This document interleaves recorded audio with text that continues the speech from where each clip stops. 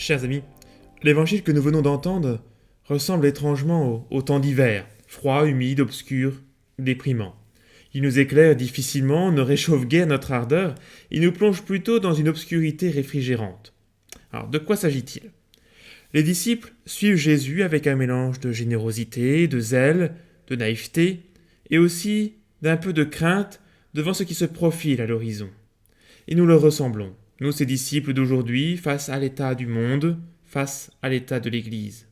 Assis avec Jésus devant le temple, ils se détendent en admirant la beauté de l'édifice, comme nous pourrions le faire devant une cathédrale, que ses pierres sont belles, que ses ex-voto sont émouvants, et Jésus de couper court aussitôt à leur petit plaisir. De tout ce que vous contemplez, des jours viendront où il ne restera pas pierre sur pierre, tout sera détruit. À leur réaction étonnée et inquiète, Jésus répond en annonçant de quoi les effrayer encore plus. Des imposteurs vont survenir qui égareront le troupeau, puis des guerres, des bouleversements et des phénomènes effrayants, et avant cela des persécutions contre eux à cause du nom de Jésus. Et Jésus de terminer sur une note à peine plus rassurante, surtout très exigeante. C'est par votre persévérance que vous garderez votre vie. Bref, des épreuves, encore des épreuves, et vous devez tenir bon. Il y a une petite atmosphère de fin du monde dans ce texte de l'Évangile. Alors certes, nous le savons dans la foi, et cela est pour nous une source de lumière, une source de force, ces temples de pierre dont Jésus nous annonce qu'ils vont disparaître, ils ne sont pas le vrai temple de Dieu. Le seul vrai temple de Dieu, inébranlable, c'est Jésus, c'est son corps, c'est son Église sainte, face auquel les puissances des ténèbres ne l'emporteront jamais. Mais cette vérité de notre foi a souvent sur notre bouche un goût très amer. Chers amis, reprenons les épreuves qu'annonce Jésus.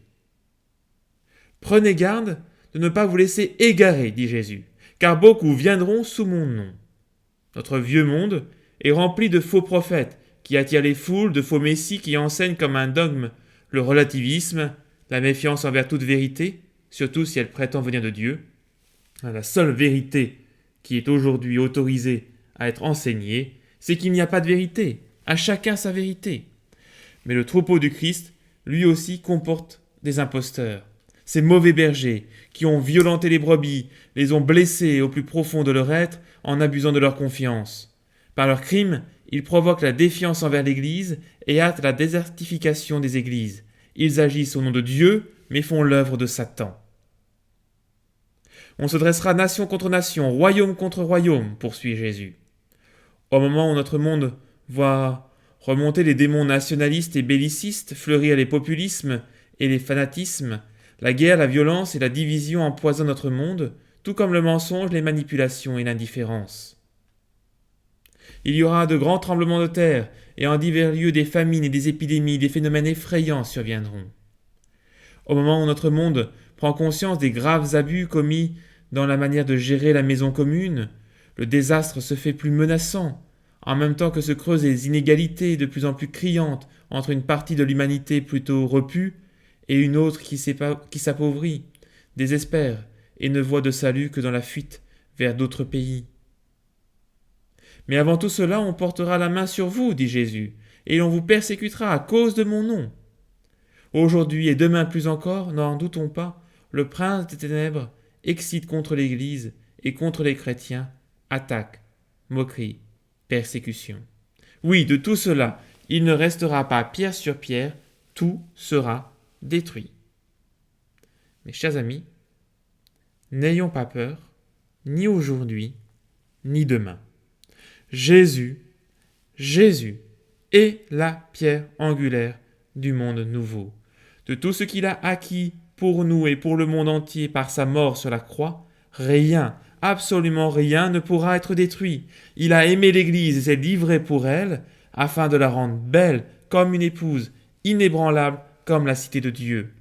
À nous alors de tenir bon, nous qui avons été appelés et avons librement et amoureusement répondu à son appel.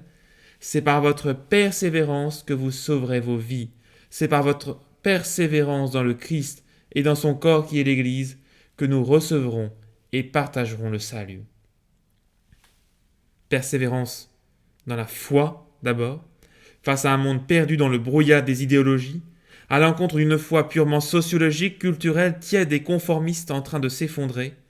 Professons une foi qui soit une réponse amoureuse, personnelle et libre au don de Dieu. Persévérance dans l'espérance, face à un monde qui ne veut espérer qu'en lui-même et n'en tire que désespérance et enfermement, à l'encontre d'une Église qui recherche le confort, les plaisirs, la sécurité, la tranquillité.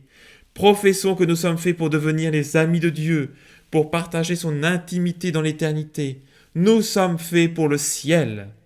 Persévérance dans la charité enfin, face à un monde qui voit des ennemis partout, qui ne sait pas pardonner, qui se divise et se replie sur des identités communautaristes, à l'encontre des chrétiens qui se replient sur eux-mêmes. Professons l'amour de Dieu pour tout homme, vivons une charité concrète par nos paroles et nos actes. Chers amis, oui, c'est par notre persévérance dans le Christ, dans la foi en lui, dans l'espérance qu'il nous a ouverte, dans la charité qu'il nous communique, que nous sauverons nos vies. La persévérance et le secret des martyrs, c'est prendre sa croix pour vivre chaque jour de la foi, de l'espérance et de la charité. Chers amis, malgré les épreuves du monde, malgré les épreuves de l'Église, persévérons dans l'union au Christ, persévérons dans la vie avec le Christ. Et que la bénédiction de Dieu, Père, Fils et Saint-Esprit descende sur vous tous et repose à jamais. Amen.